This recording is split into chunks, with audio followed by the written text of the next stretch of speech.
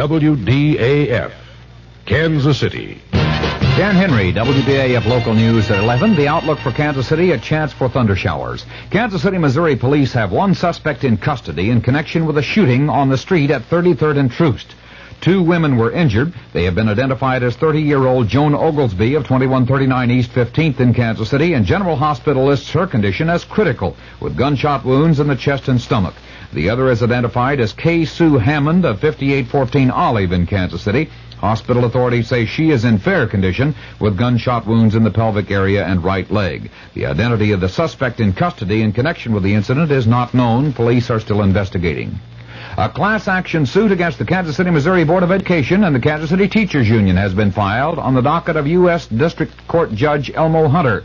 The suit was filed on behalf of his sons by the father of 2 boys who attend Southwest High School, asking the judge to order schools opened and teachers to halt the strike. A hearing was set for April 25th.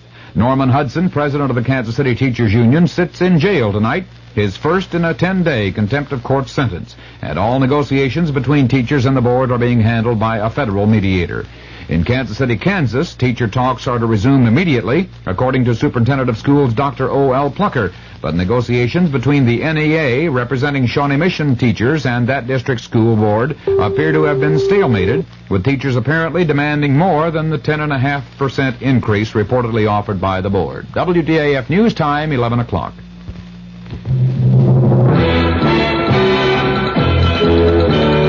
News of the hour on the hour from American Information Radio.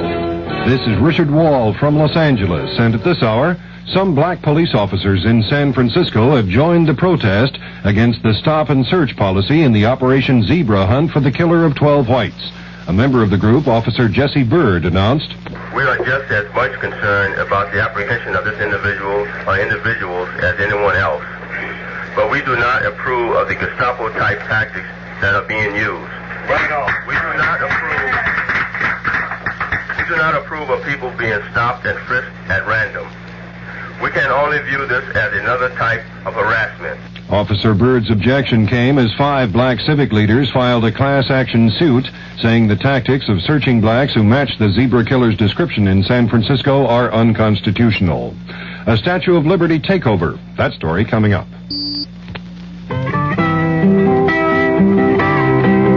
In the breath of a child lies the hope of our land.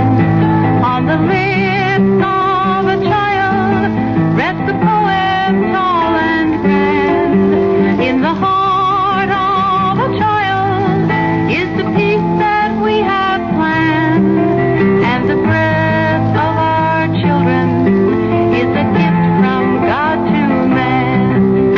6 million children in the United States who should be running, laughing, and playing are coughing, wheezing, and choking.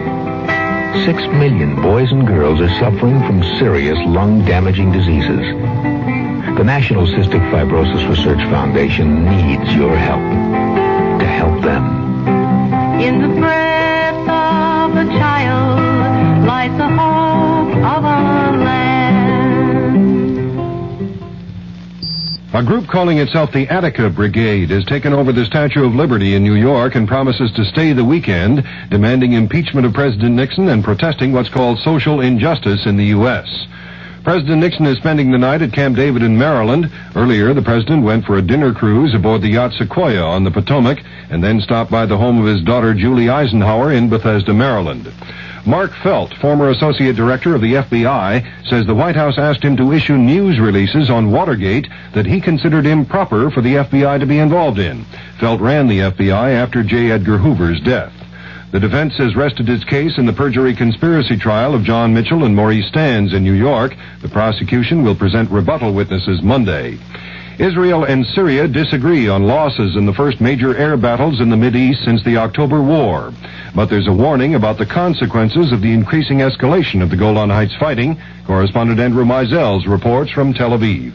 Israeli Defense Minister Moshe Dayan warned today that if the Syrians continue escalating the battle around Mount Hermon, Henry Kissinger might arrive here in 10 days to find a full-scale war in progress.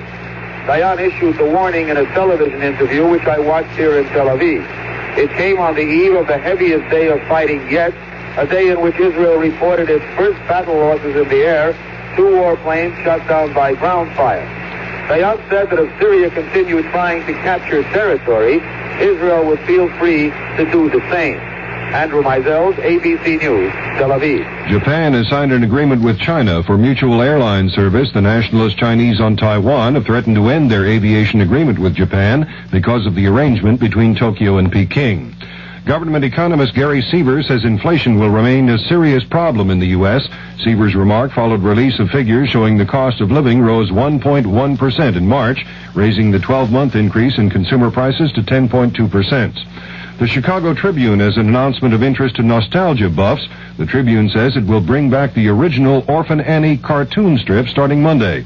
The first episode will show Annie and her dog Sandy in 1936. This is Information Radio News. From the Kurt Mears Sports Desk, the Kansas City Royals play the Chicago White Sox 2 more games in this series, tomorrow and Sunday, then move to Boston. A temporary restraining order has been issued against the Cincinnati Bengals linebacker Bill Berkey and the World Football League that keeps all WFL owners from negotiating with any member of the Cincinnati squad. Peter Oosterhouse holds the lead in the Monsanto Open Golf Tournament with a 36-hole total of 133, and the KU relays will be wrapped up tomorrow. Kansas City's forecast partly cloudy and mild with a chance for showers or thunder showers through tomorrow. After an overnight low around 60, the high tomorrow will be in the upper 70s. Dan Henry, WDAF News. The CBS Radio Mystery Theater presents...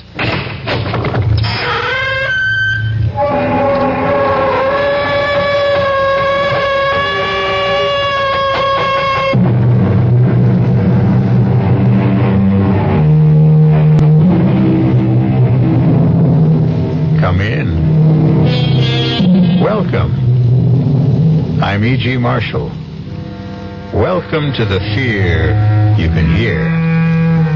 Welcome to the world of your own terrifying imagination. The art of the double cross, unfortunately, has become part of the fabric of our lives. In espionage, however, it is almost a lifestyle. In the world of spies, for the left hand ever to know what the right is doing is unthinkable. For the next hour, imagine that you are Larry Fielding, a 32-year-old newspaper man caught in a dizzying web of circumstances seemingly beyond his control. Larry, please change your mind and come with me. Not until you tell me who you are and why you sneaked into my hotel room. You're a fool, Larry. You must know that the police are looking for you and they'll be here any minute. Oh, well, you're here now, and I still want to know who you are. If that's so important, my name is Carol Johnson. And when I tell you I know all about the murder of Dave Wilson, maybe you'll believe that I'm here to help you.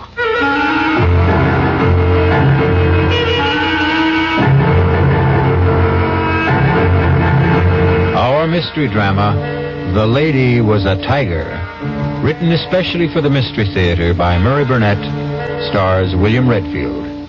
It is sponsored in part by Anheuser-Busch Incorporated, brewers of Budweiser, and by the Kellogg Company, makers of Kellogg's Special K cereal. I'll be back shortly with Act One. Hi, I'm Goldilocks, Ms. Goldilocks, if you please, and I'm a professional taste tester. Here at my Taste Test Laboratory, that's TTL for short, I taste test everything from porridge to diet drinks. Actually, there's not that much taste testing in porridge these days. There used to be. Once upon a time. I mean, that's how this Ms. got into the biz. But lately it's been diet drinks. I mean, with so many diet drinks going sugar-free, I've been really busy conducting taste tests. A rather unbearable assignment, to be sure. But then I discovered sugar-free diet 7-Up. Fresh, natural, delicious. My only problem is that sugar-free diet 7-Up tastes so good that it broke my Goldilocks diet drink taste-o-meter. Well, sugar-free diet 7-Up certainly has my seal of approval. This one's just right.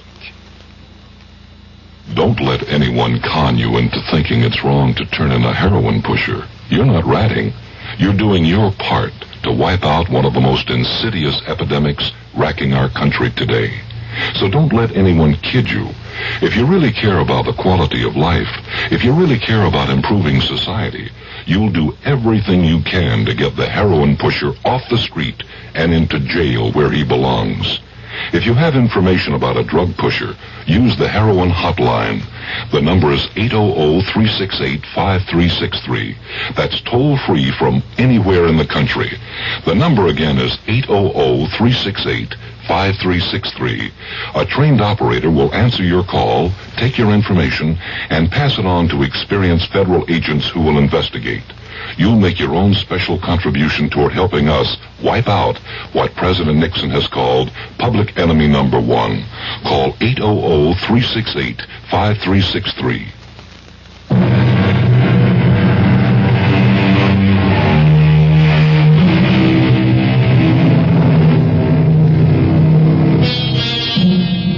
Walking is great exercise, and with good weather can also be great fun. But not when you've just been fired by the editor of the newspaper for which you've worked happily for 5 years. Larry Fielding has been walking aimlessly for 2 hours, trying to figure out why Horace Finley, the editor and his boss, had refused to give him any reason for his dismissal. Tormented by his frustrating thoughts and tired, Larry sits down on a park bench to think. He is so deep in thought, he is unaware of 3 men who suddenly surround him. Larry has only to look at them to know that he is in trouble. He tries to get up, but is pushed back down, and the men start to beat him up. No, take my money and leave me alone, will you? Look, if you want money, I told you can have it. Help! Help! Calling for help when you're being mugged in a big city park is sometimes as helpful as trying to catch hold of a windowsill in a 30-story fall. But this time, there was a miracle. A stranger has seen the attack and rushes to help. Hang in there, man! Here comes... That's a nice jaw you have there, fella. You need a lesson of chicken. That took care of them. They're gone. Oh, thanks. Let me help you up. Thanks, mister. Thanks a lot. I tell you, I was in real trouble. My pleasure. Did they get your wallet? No. I got a lot of bruises, but they didn't get a thing. Say, you're a pretty good scrapper for a guy my age. Well, yeah. Hey, what are you, a karate expert? Oh, just keep myself in shape. You sure do. Listen, can I do something for you to show you I really meant thanks? You certainly can. How about coffee? Oh, sure, but that's nothing. What I meant was... I know what you meant. My name's Dave Wilson. Oh, good. I'm Larry Fielding. Oh, come on, Larry. Let's have a cup of coffee.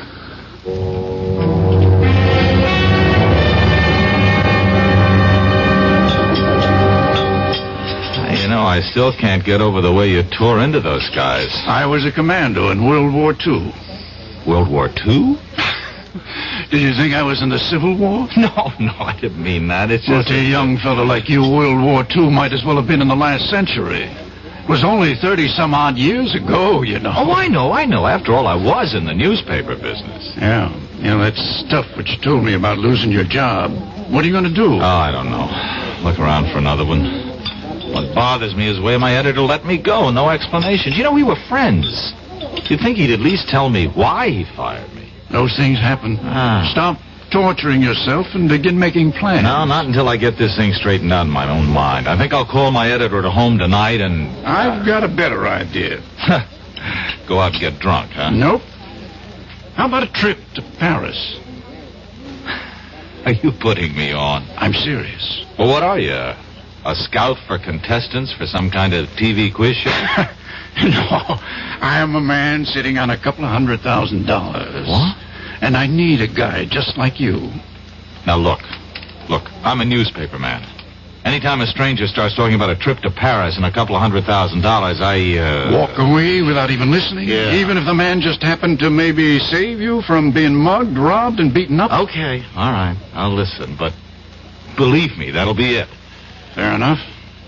First, here's my card. Oh, David Wilson, Calridge Imports. I never heard of him. You can call and check me out. I told you I was in World War II. Oh, look, I'm grateful to you, but you're wasting your time. Why don't you shut up and listen? You've probably heard about the millions of dollars in artworks and precious jewels that the GIs liberated during the last days of the war. Liberated, sure, yeah. Well, I've heard stories. Well, most of them are true. One that I know in particular certainly is. Did you ever hear of the Lancer collection? Lancer. The Comte de Lancer came from an old French family. And the Lancer collection is a fabulous assortment of diamonds, rubies, emeralds, and other precious stones, which were seized by the Nazis when they swept through France in 1940. A pal of mine, not a commando, happened to come upon the collection when the Americans were driving the Germans back in 44. Wait a minute. And he liberated it? Exactly. He had a distinguished Frenchman named Henri Thiel. What? Professor Henri Thiel? The archaeologist? That's the man. Oh, come on. He wouldn't, You were saying something? No, nothing. You were about to say he wouldn't get involved in anything crooked, weren't you? Yeah, something like that. You're right, he wouldn't. But he was younger. The world was quite different then. And my GI pal was a most persuasive guy. They decided to bury the Lancer collection. They did. They drew a map. And today, Professor Thiel is the only possessor of that map. Uh-huh. And, what happened to your nameless friend? He's dead. Professor Thiel wants to return the jewels. But that's easy, isn't it? Not if the professor doesn't want embarrassing questions asked about how he came by that map in the first place. Oh. What about you? Calridge Imports is a highly respected and reputable importing firm. I want to keep it that way. Oh, so do I, even though I've just been fired. You haven't heard what I'm asking you to do. Well, what? Come with me to Paris. You're writing a story on Professor Thiel. He's good material. You'll grant me that. Yes. You'll interview him, naturally. During the course of that interview, he'll give you a slip of paper, which is a map showing the location of the jewels. You'll later deliver it to me. And that's all you have to do. You, mentioned something about sitting on hundreds of thousands of dollars? That's right. The Lancer collection is worth that and more. I'm sitting on it. I intend to return the jewels and collect a reward. If you want to share in that, you deserve it. Mrs. Wilson, the report is positive. Fielding has agreed to go to Paris with me.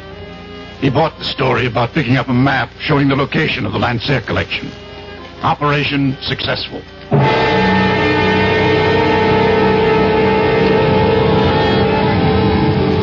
You'd better be on your way, Larry. You're due at Professor Thiel's in 10 minutes. I suppose it's, too late to back out, huh? You can always back out, Larry, but I don't think you will. There's really nothing to it. Make it look like a normal interview. Take notes. The professor will give you the map. Slip it in with your notes. Bring it back to me here. I'll be waiting. Okay. Larry. Yes. Relax. Oh, sure thing. I'll see you.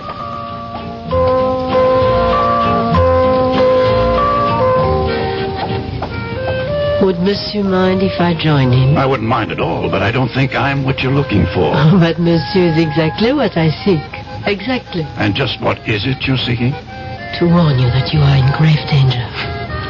Why don't you come off it with that phony accent? You got something to say to me, say it. Would Monsieur buy me a Pernod? Sure. Garçon, Pernod, please. Monsieur, it is very difficult for me. I do play a role, as you have guessed. And I am not here by chance. You must leave, and quickly. Your Pernod, monsieur. Not for me, it's for the lady. And for you, I have a knife. Go, mademoiselle, go. But he's going to die. Do as I say. There'll be no problem. Simply put his head down gently on the table. So. And people will see another drunken tourist.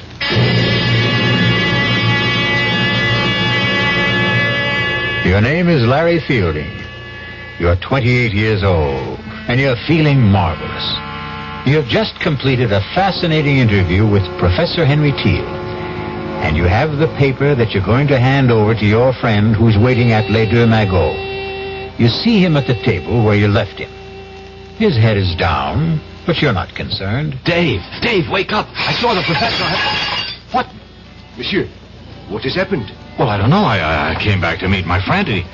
I guess he's passed out. A moment, monsieur. Look, this man has been murdered. What?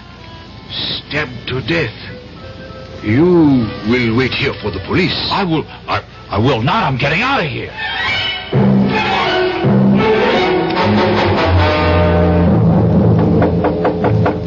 Who's there? It is I. Open up. What's the matter? What happened? The other American. The young one. He got away. You let him go? He panicked. Ran. Now what? He'll probably go back to his room at the Dauphine. You will check.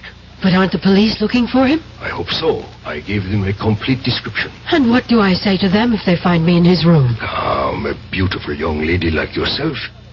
Get to him and find out where the paper is.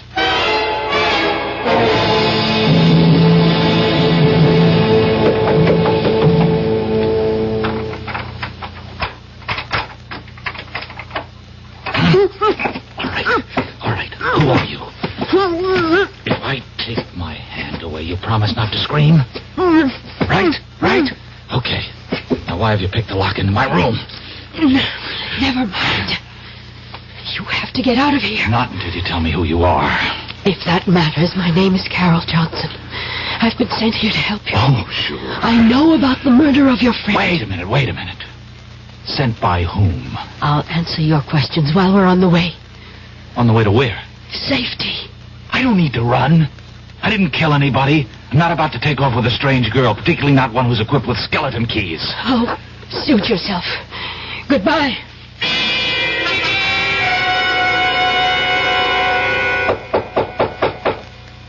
Come in. Monsieur de Ranceding. Yes? Inspector Victor Roux, Sûreté. Oh. You will please come with me.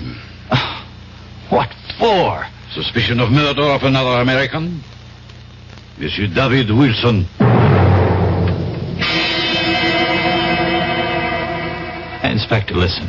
Why would I kill Dave? I've already told you I had an appointment to meet Dave at the cafe. He was waiting for me. Would I have walked up to a man I just killed and shake him so that he'd fall down and make a big scene? That is your explanation. There is nothing to support it. Well, there's nothing against it either. There is the word of Louis Goret. Who's he? The waiter who attended the table at which Monsieur Wilson and you sat. The only reason that you are not, as of this moment, charged with murder is because you did return. That much the waiter's testimony supports. Only he says that Monsieur Wilson might very well have been dead shortly after you returned, and that you had time to kill him. That's a lie. So you say. Oh, just check with Professor Teal. He'll tell you what time I arrived, what time I left. We have been trying, and there has been no answer. We may have him on the telephone now. Hello? Eh? Ah? So? Voilà bien. Merci. All right, well, what'd he say? That was not Professor Teal. That was his apartment. And his servant. His servant? There was nobody there when I saw him. Don't you mean if you saw him, monsieur? Oh. According to the servant, Professor Teal left for an extended holiday early this morning, and it is not known when he is expected back.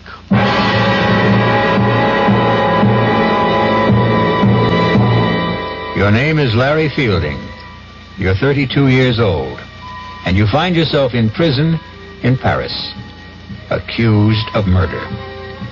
You know you've been had, and you're dealing with forces that seem beyond your control. You have a million questions, and the only man who could answer them is the man you're accused of killing. We'll be back shortly with Act 2. When you drink beer, do you tilt the glass for long, hearty swallows? Or just tip it and sip it? Well, sipping's the thing for wine. But Budweiser beer is a hearty drink, brewed for zest and character. The best way to enjoy Bud is to drink it. Not chug-a-lug, just man-sized beer drinker swallows. That's when that famous Budweiser taste, smoothness, and drinkability really come through. Smoothness and drinkability that come only from natural carbonation and exclusive beechwood aging. Smoothness and drinkability, too good for any half-hearted sipping. So drink up. You'll see that brewing beer right does make a difference, and that when you say Budweiser, you've said it all. Anheuser-Busch, St. Louis.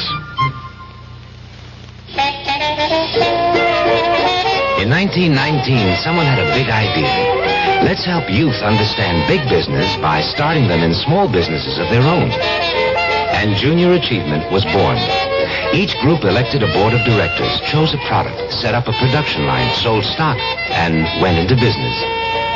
That year, 314 students made and sold products and learned the business of business. Today, Junior Achievement has grown to nearly 200,000 members. Junior Achievers are designing and marketing their own products and services, from cutting boards to printing. They're organizing sales efforts, writing marketing plans, calculating profit and loss.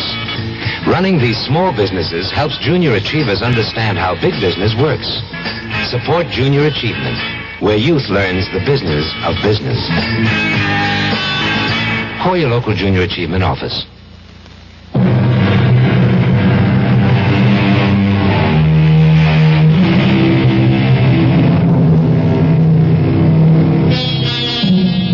To many Americans, Paris means visits to the Louvre, strolls along the Seine, or fine food. But to Larry Fielding, it means the inside of a prison cell, where he sits accused of a murder he didn't commit.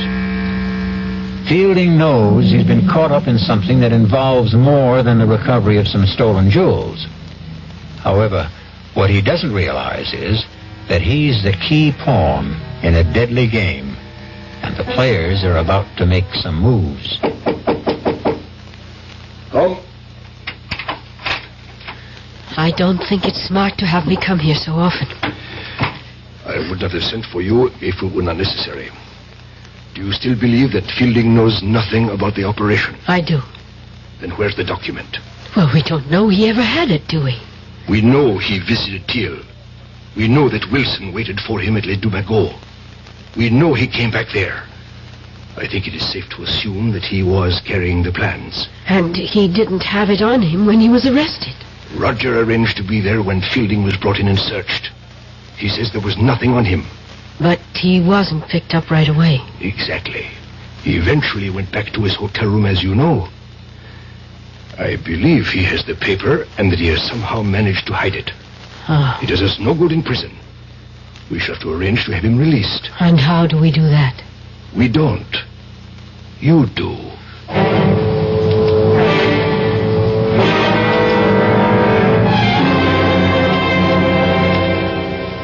Sit down, mademoiselle. Your passport says Carol Johnson. That's right, Inspector. And I am told you are in my office because of the unfortunate incident in the Café Les Dumagots. Yes, Inspector. I just had to come here to tell you you have the wrong man. Ah? And how do you know that? I'm studying at the Sorbonne. I visit Les Dumagots all the time. I was sitting right there when that man was murdered. Formidable.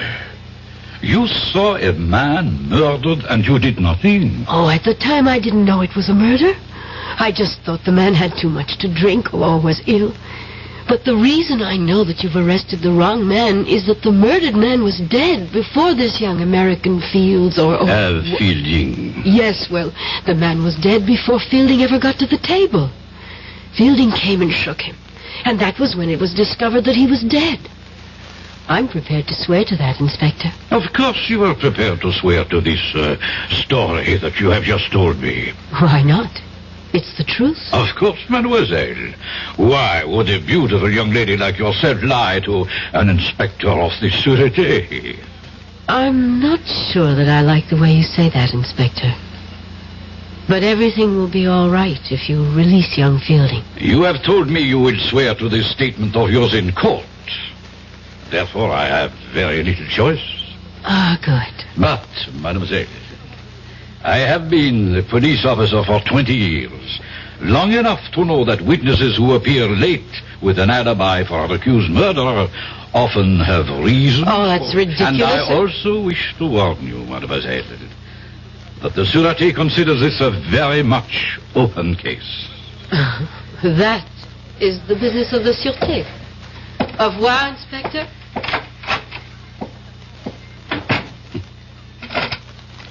Gérard, you will follow the young lady who just left my office, and do not lose her.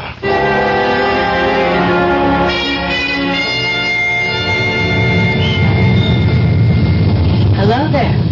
Oh, it's you. Want to give me a lift? Well, I suppose I owe you something for getting me out of jail. Taxi! Taxi! Here, we got one. Hop in. Oh, thanks. Driver, Hotel Dauphine. Well, you look pretty good for a jailbird.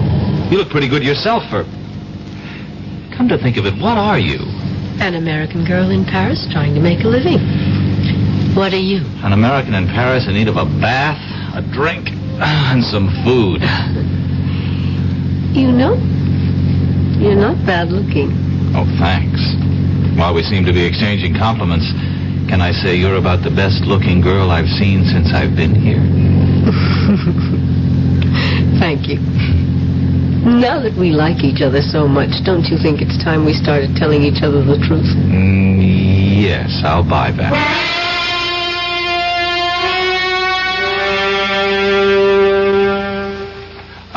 Écoutez-moi, operateur, you speaking. Okay, well, look, I phoned the desk about an hour ago to get this room straightened up, and so far nothing's happened. Now, can you please just send someone up so I can sleep here tonight, huh? Oh, while you're at it, where's our food? Wait a minute, that's a different department. Oh.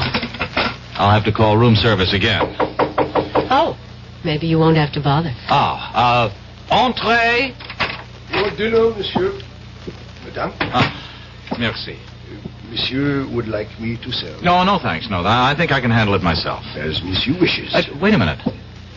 Don't I know you? I think not, monsieur. Now, wait, I've seen you before. I'm sure I've seen you. Paris is a large city, monsieur. One passes people on the streets and... The streets, that's it. You're the same guy who was at the Café Les Deux Magots. Monsieur is mistaken. What? Hey, wait a minute. Come back here. I want to talk to you. Oh, now don't go chasing him down the hall. Why not? Listen, Carol, I'm positive he's the same waiter. He'll just deny it and you can't prove it. But... Even if you could, what do you think it means? Well, it means... Well, I don't know. But if I get him to talk, maybe I'd find out something. I thought you were going to clue me in. Oh, yeah. Listen, have you ever heard of the Lancer collection? Of course. It's in the Louvre. Oh. The family of Comte de Lancer gave it to the museum after it was recovered when the Nazis fled Paris. What?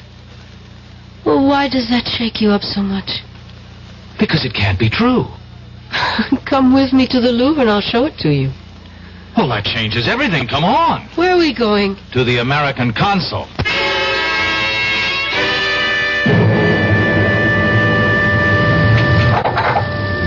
Well? Unbelievable. What? Simply unbelievable. Do you know what the consul told me? I predicted it, didn't I? Yeah, that's right. Mm-hmm. He didn't want to hear about it at all. Just advised me to forget the whole thing and leave France. Incredible. Well, not really when you understand that he doesn't know what you're talking about. But you do. Some of it. Okay, take me back to the hotel. Any reason? I'm taking the consul's advice. If nobody's interested, I'll go back to the States. Oh, now that they've cleaned up the room so nicely, you're leaving. Well, do you have a better idea? More than one. I think I'll take them one at a time. Number one. Give me the paper Professor Teal gave you. Well, it looks like we're finally going to level. Where is it? Well, first you tell me something. What is it? I don't know. End of conversation. Larry, listen to me. I work for Colonel Blake, military intelligence. I was assigned to this operation. What operation? All I was told was that Dave Wilson, who also works for us, was coming over here with you, and that you were to get something from Professor Teal and give it to Dave. Teal worked with you, too? He did. But now his cover is blown, and I don't know where he is. Who killed Wilson? I don't know. It could have been any one of 3 or 4 foreign powers. And the only reason I'm alive is because somebody wants the paper. That's right. And if I give it to you, then there's really no reason not to kill me. Oh, give it to me. I'll get it to Colonel Blake, and we'll get you safely out of the country. No, hold on. I got a better idea. I'll go with you to Colonel Blake, and we'll give it to him together. No, that would be too dangerous. To whom? Will you please trust me? Give me a reason. Please, where is the paper? I burned it. You expect me to believe that? Why not? You expect me to believe everything you tell me? You admit you had the paper. And somehow, between the time you ran from Les Deux Magots, you managed to hide it in a place where experts have been unable to find it. I told you I burned it. And you know that's a fairy tale that no one will believe. I don't care whether you believe it or not. Now, are you coming with me? Where? To talk to your Colonel Blake. He won't see you. Oh, I think he will. Goodbye, Carol. It was nice knowing you. I think. You will kindly step back into your room, Monsieur Feeling. Now, wait a minute. Move. Let me introduce myself. I am Major Simonovich. Oh, of the GPU or the NKVD? It does not really matter. What matters is that you and I have something to discuss. I warned you. Yeah, sure you did. Just like a rattlesnake does. I do so dislike dealing with amateurs. This is strictly a business. You mean you want to make a deal with me? Correction. I mean you would find it wise if you wanted to make a deal with us. For the paper? Exactly. Where is it? No, not so fast. Not so fast. You spoke about a deal? You give us the paper, we give you your life. You must really believe I'm an idiot. You people murdered Wilson. That paper is the only thing that's keeping me alive. You have my word. No deal. Do you really believe you have a choice? Carol, call Rodjansky. Make the usual arrangements. We will wait here. Donnez-moi 80-36, s'il vous plaît. C'est ça. Merci. Carol. Yes. Tell me something. Will I like Rodzansky?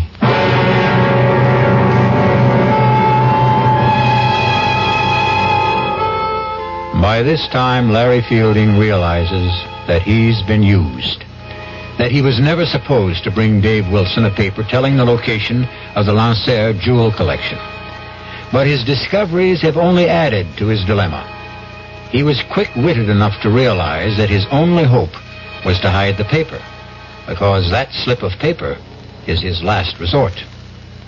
We'll be back shortly with Act 3. Great taste in the morning. Kellogg's has that wholesome taste to get you up and grinning. This is Jerry Coffer for Kellogg's Special K. We've been having some fun in our television and radio commercials by using a ball and chain to symbolize the slight overweight problem common to so many of us. We point out that being a few pounds overweight is just a little more difficult for you. Climbing stairs, just walking around, even sitting down can feel, well, like you're wearing a ball and chain. In case you missed the message, it's this. If you really want to get rid of that extra weight, you really have to work at it by exercising and with sensible meals like the Special K breakfast. A 1-ounce bowl of Special K, America's favorite high-protein cereal, 4 ounces of skim milk, tomato juice, and coffee. Less than 240 calories. Nutritious and, by the way, delicious. So why not begin each day with a Special K breakfast and then keep up the good work? Special K can't help you lose weight all by itself, but it really is a good start. Hi, I'm Hal Linden. There's a lot of talk these days about America's energy crisis. Talk about doing without heat, about doing without our cars, about what's going to happen if we run out of fuel. Well, we may not have to run out of fuel if we all work together to conserve the fuel we have. That means turning your thermostats down to 68 degrees during the day and turning them down to 60 at night. It means turning off lights, TV sets, and electrical appliances the minute we're finished with them.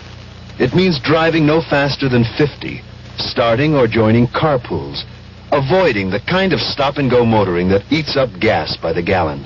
In short, it means saving every ounce of energy we can, every chance we get. So please, do your part to make the fuel supply stretch a little further. For your own sake, don't be selfish. Don't be foolish. Don't be fuelish. This message from the Federal Energy Office and the Advertising Council.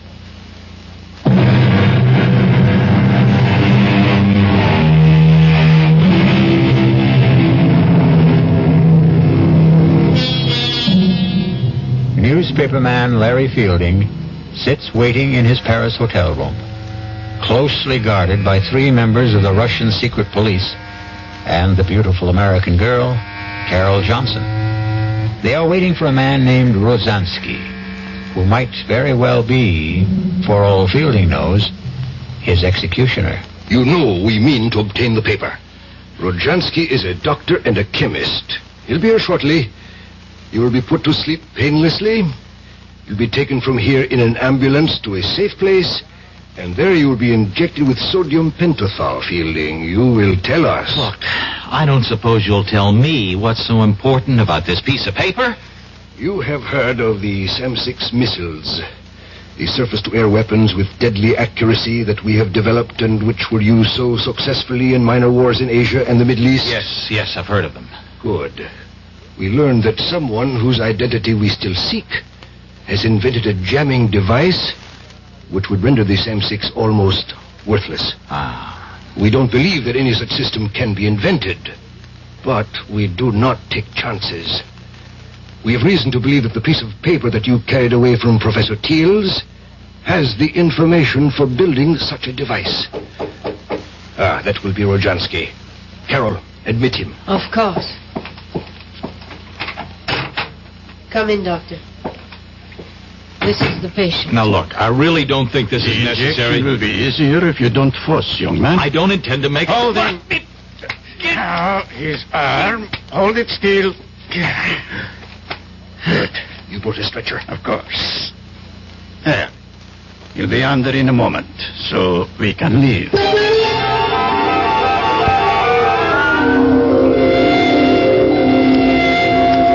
What is this? Gendarmes? It has nothing to do with us. We are taking a sick man to the hospital. Put this stretcher into the ambulance. Quickly. I must apologize, but we received a report from the hotel concierge that there was a dead man here. Absurd, Inspector. This is Dr. Jansky.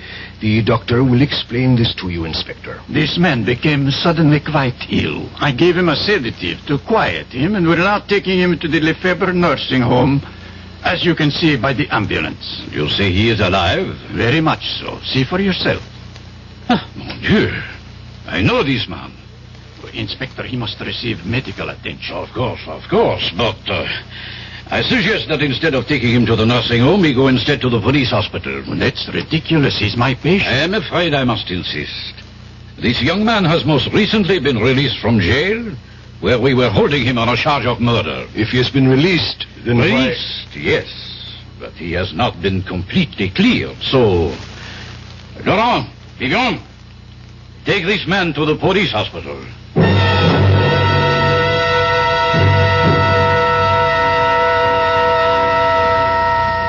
Did you get a report? Yes. And? He'll be conscious in an hour. And he will talk. I'm sure of that. He will scream to see Colonel Blake, and then your cover is blown, and the whole operation goes fooey. What do we do? Silence him. But what about the papers? We will be faulted for that, of course, but if we do not have it, neither do the Americans. Who do we have in the police hospital? Only Leclerc. A weakling. But he can admit Rojansky. Rozhansky's a doctor. He doesn't need Leclerc to admit him. He can visit his patient openly. Thank you, my dear. I visit Fielding and he dies shortly thereafter. That idea does not appeal to me. We have to do something. You are both right. Carol, you will be his first visitor when he regains consciousness. No. Yes, Carol. Rodzansky, give her your hypodermic kit. I don't have to do this, and I won't. You would prefer that in my report I mention your failure with Fielding when you had some hours alone with him? I'll go. That is wise. Rodzansky, give her the syringe. Here. Quickly. The car is waiting. And Carol, if you should decide, or even think about changing sides, it would be most unwise. You know the French police are still most interested in the person who murdered Wilson.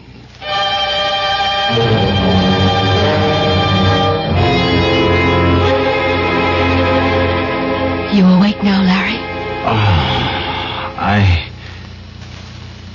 Oh, no. Wake up and listen to me, Larry. What? You've got to listen. Try to understand me. Wait a minute. What kind of a place is this? You're safe. It's a police hospital. All right, but how did you get in here? Where's Rodzansky? Look, I can understand how you feel and why you don't trust me, but the truth really is that I am a double agent. Oh. Do you understand what a double agent is? As near as I can figure out, a double agent is somebody working for two different sides. Yes. And neither side trusts them. Oh. You know, that fits you to a T. You might just be telling the truth. I am. I really work for Colonel Blake, as I told you. The Russians know it. They think I've infiltrated the U.S. military intelligence. But in fact... Yes, I know. You've really done just the opposite. Yes. Worked your way into the Russian apparatus. Exactly. Oh, Larry, how can I make you believe me? You can't. Listen, you were deliberately recruited. The reason you lost your job was because we got in touch with your boss. He agreed to go along. The men who jumped you were part of the setup so that Wilson could save you. Hey, now, wait a minute. But that doesn't prove a thing.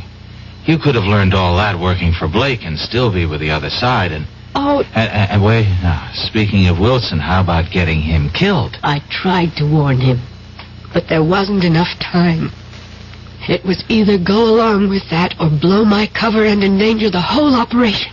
And when I wanted to give the plans to Blake, you objected. Same problem if I went with you to Blake or you went to him after we had talked. My cover was blown. All right.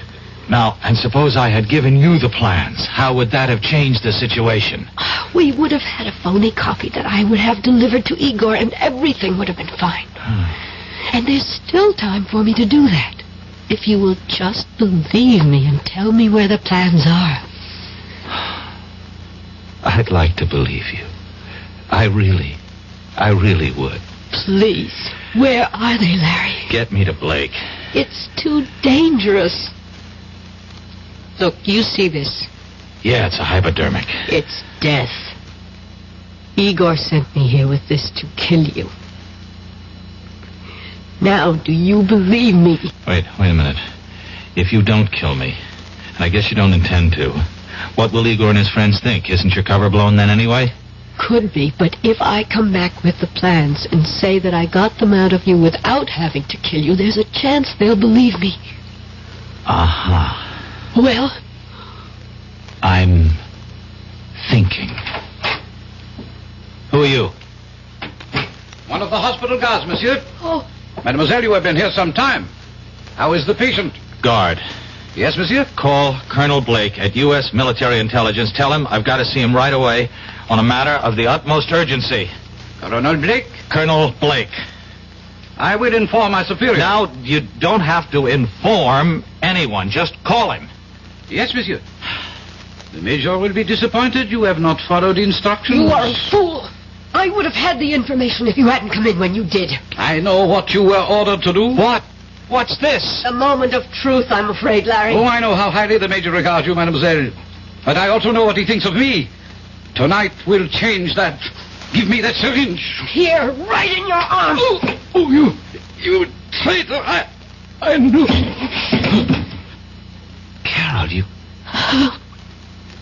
were telling me the truth. Yes. Yes, I was. And I had to kill him. To make you see it. Where is the paper, please? In my hotel room. Oh, aren't you ever going to stop playing games? You know your room was searched. Let me get dressed and I'll show you.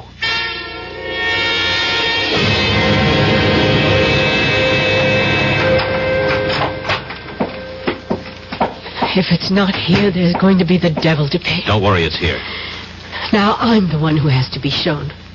Trained operatives from 2 special branches went over this room with everything except Geiger counters. Okay. Where are we going? The bathroom. That was searched, too. Oh, I don't doubt it. Oh, we went through that cabinet. Did you now? What do you see? Towels, paper tissues, some of your toilet articles. We took your razor apart. Uh-huh. And what else? A roll of toilet tissue, unopened. And as the French say, mademoiselle, voila! Oh. And now we unroll this toilet tissue and keep unrolling it, and... Oh, my God. Where did you learn to open a package and reseal it like that? When I was a kid, I was the best clerk in Roscoe's shipping department. Oh, thanks. It was nice knowing you. I really mean that, Larry. Hey, wait a minute. Surely I've earned the right to buy you dinner. I'd like to. Well, you'd better, or I'll start doing some talking. Blackmail? You said it. All right. I'll meet you at Les Deux Magots at 10:30. No way. Let's try the right bank, La Rotonde. That's a date. I'll see you. You better be there. Shirts, ties. Yes, I think that's everything. Come. Oh, it's you, Rojansky. Are you coming with me? I am staying. And we shall say goodbye. I do not have much time. The plane for Moscow leaves at... I do not think you'll be taking the plane. Are you insane? You know I've been recalled. Not precisely. What do you mean, not precisely? Moscow feels you have bungled badly. So? It's not the first time that an operation has been... First, you were duped by the American girl. You know she was a double agent? I know now. Did you know before she killed Leclerc? I was not in charge at that time. At that time? Now there are 2 murders that cannot be hushed up. The French police must have a murderer to satisfy the public. Then give them Carol. I only wish that we could. They want you. You have been chosen to be the murderer. I am replacing you as the head of this section. Ridiculous. I won't remain quiet. I have a lot I could and will say to the authorities if Moscow abandons me. Now you listen to me, Rojansky. I have no time to listen. Rojansky, wait. That hypodermic. Don't... Igor, you should be pleased to know that your dying will serve a good cause.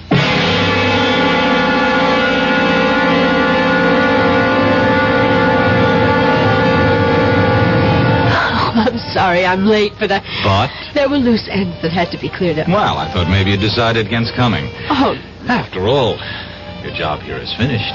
Well, yes. Sit down. Now that the Russians know you, there's nothing for you to do. It would be suicide to try to, huh? Oh, well, there are other things for me. Sure. Like getting married to a lovesick newspaper man, settling down, raising a family.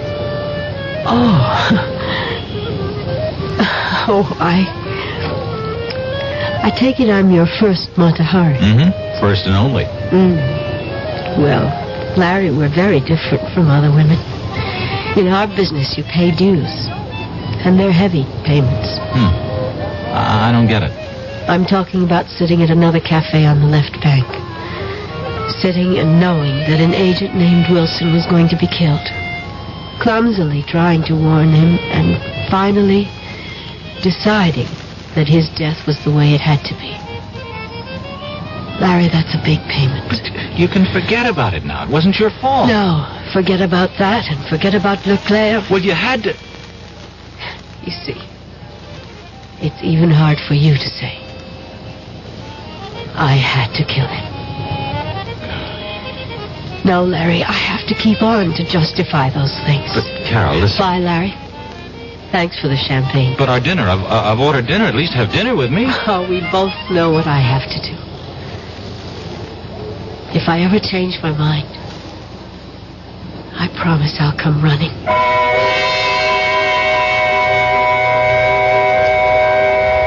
Larry Fielding sat in La Rotonde and watched her walk away. He knew she was walking out of his life. For a moment, he toyed with the idea of running after her and joining her world of spies. He flirted with the idea that he might even be some sort of an American James Bond. But then, the waiter brought the dinner. And to his surprise, he was hungry. And that realization made him wonder about whether or not he was truly in love. I'll be back shortly. Who knows how to help you solve your shopping problems? Your Better Business Bureau knows. I saw this perfectly darling mirror in the showroom, so I bought it. But when the truck came, they delivered this thing I never saw before. Now what am I going to do? I'll tell you what to do, madam. But who are you? I'm the man from the Better Business Bureau. Now, the first thing to do is to call the store manager and tell him what happened. But in the future, when your merchandise is delivered, you should examine the item before the delivery truck leaves. And if it's to be delivered from a warehouse, have a clear understanding with the dealer that unless it is the same as the sample shown to you, you will not accept it or pay for it. Oh, thank you. Just part of my job, madam, to help people with their shopping problems.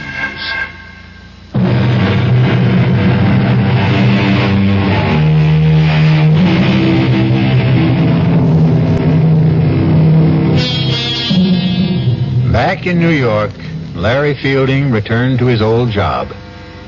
An old friend and boss, Horace Finley, who was curious about what had happened in Paris. Finley kept pressing Larry to tell him about his Parisian adventure. Finally, Larry said, I'll tell you, Horace. In Paris, the food was good. Our cast included William Redfield, Joan Loring, Roger De Koven, Ian Martin, and Chris Gampel. The entire production was under the direction of Hyman Brown. And now, a preview of our next tale. I really killed that boy, you know? What did you say? I killed him, Mr. Murray. I waited for him in the hallway the next day, and I grabbed him. He was a scrawny kid. It was like wringing in the neck of a chicken. I'd do the same thing again, Mr. Murray, to the next guy who bothers my wife. They gotta learn. You lied to me. Every stinking word you told me was a lie. Don't be sore, Mr. Murray. I couldn't tell you the truth, could I? I mean, you wouldn't have taken the case, would you? Yes. I would have taken the case and told you to plead guilty with cause. No, I wanted you to get me off. And that's what you did. Look, I've got to go now, Mr. Murray. I just want to say thanks again. Oh, you think it's that simple? You think you can just walk out of here? Melanie's waiting for me. She likes to eat dinner early. The girl's always hungry. So long, Mr. Murray. Radio Mystery Theater was sponsored in part by new sugar-free Diet 7-Up. This is E.G. Marshall inviting you to return to our Radio Mystery Theater for another adventure in the macabre. Until next time, pleasant dreams.